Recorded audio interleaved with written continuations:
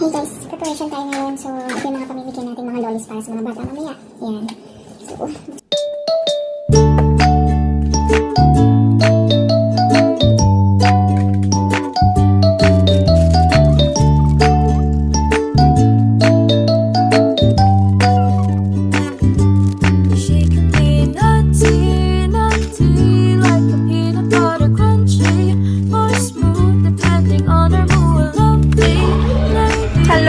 Kanghel, nandito tayo actually sa podcast studio para magbalot ng mga ipang-reregalo mamaya and para sa mga prizes for our games. Ngayon, yan nga, nakabili na ako ng mga some, not all, ng mga food at kakailanganin mamaya sa Christmas party. Yun, so marami pa akong kailangan bilhin actually, but yan, eto na nga po ang ating mga pinamili. So, para later, mga lutong pagkain naman yung kukunin natin.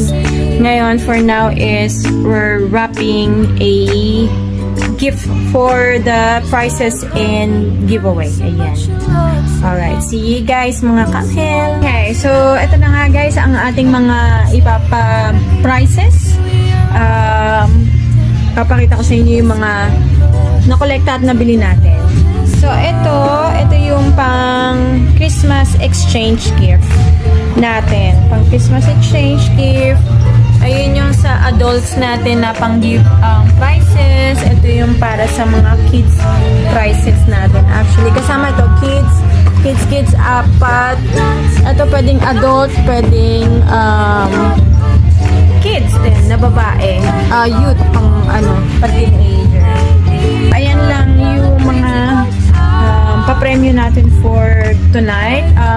Ang Christmas, this is the first Christmas party ng Spark Studio. So, wala masyadong makakapunta kasi sabay-sabay yung mga event, mga occasion. So, ang importante is ay magkaroon tayo ng tradition na ang Spark Studio ay magkakaroon lagi ng Christmas party para sa mga staff natin, teachers, sa mga students din, yan, and sa mga friendship natin na sumusuporta ng Spark Studio. Maraming salamat. Pagising sa umaga, aura niya ay maganda dahil Diyos ay nasa isip para